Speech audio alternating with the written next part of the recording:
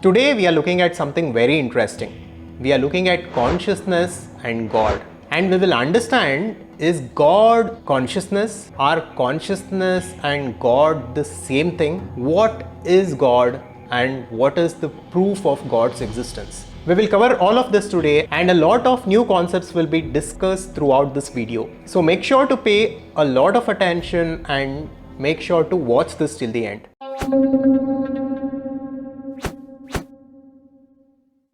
Now, consciousness is an elusive topic. Everybody from the scientists to philosophers to theologians have tried to understand it. Why are we conscious? How are we having these conscious experiences? What makes consciousness happen? Is a question that science has been trying to answer for centuries now. Still, science has no clear answer to the problem of consciousness.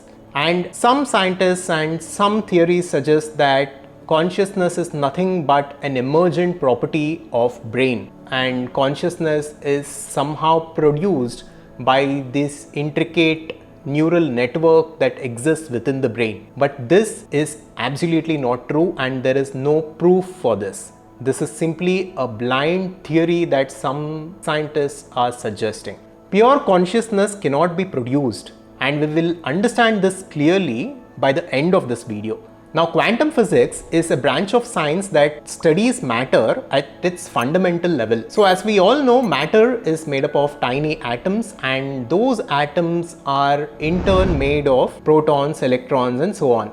And these tiny particles that are within each atom are quantum particles. And quantum physics simply studies the behavior of these small particles. Now, why is quantum physics relevant here? That is what we will understand now. And here is where it gets really interesting. The general Newtonian physics predicted everything very clearly, and the movement of large objects from planets to people and everything around us was clearly explained by general Newtonian physics. But when science started peeking into the nature of reality itself by trying to understand the quantum particles, everything became unpredictable. And quantum entanglement implies an underpinning unified field, a universal consciousness. Quantum entanglement basically tells us that two particles which are separated by an infinite amount of space can be entangled,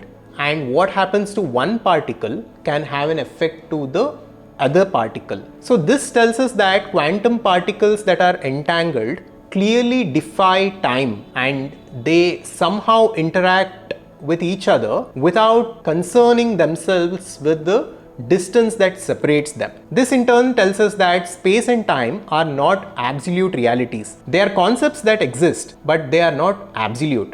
There is something more fundamental, and there is something beyond time and space. Now, quantum physics, the study of our universe at unimaginably small scales, suggests interconnectedness. Roger Penrose, a notable quantum physicist, postulates an intimate connection between quantum processes and consciousness. And the famous double slit experiment also tells us that the very act of observation collapses a wave function into a particle, and a particle is literally created by the conscious observer.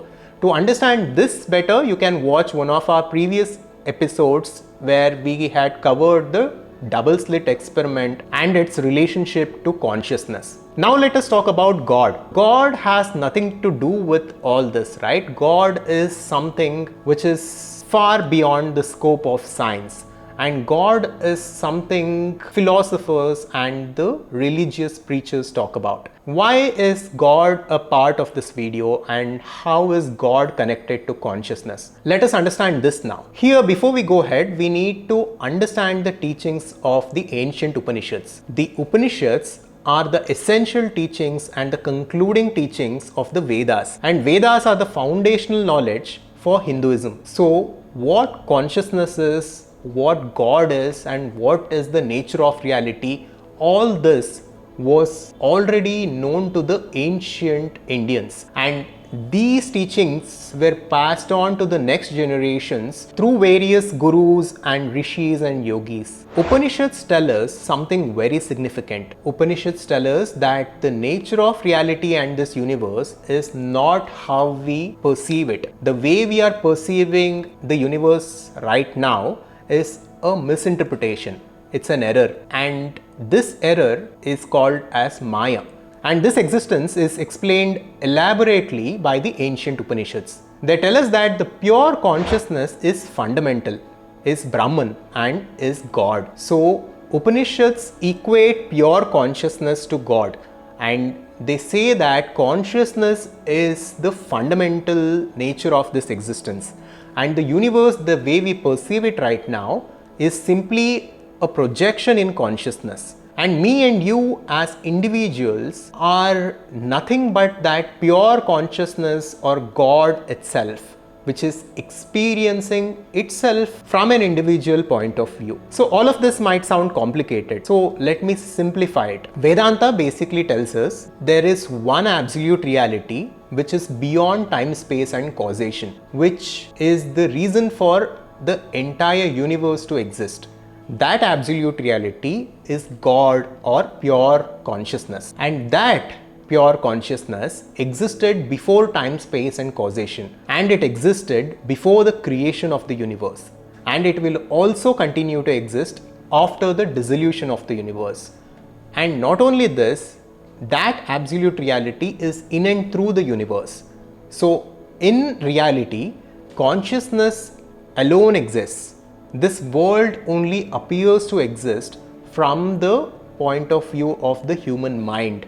Me, you, this entire world that is all around us is nothing but pure consciousness. And our mind simply has created an identity for itself and is experiencing this reality from an individual point of view or an individual perspective. But in reality, we are that pure consciousness and we are one with God. This was the teaching that was given to us by the ancient Vedas 10,000 years ago. And science is now coming to a conclusion where it is saying that consciousness may not be an emergent property of matter. Instead, consciousness might be much more fundamental than matter itself. So in reality, consciousness is nothing but God.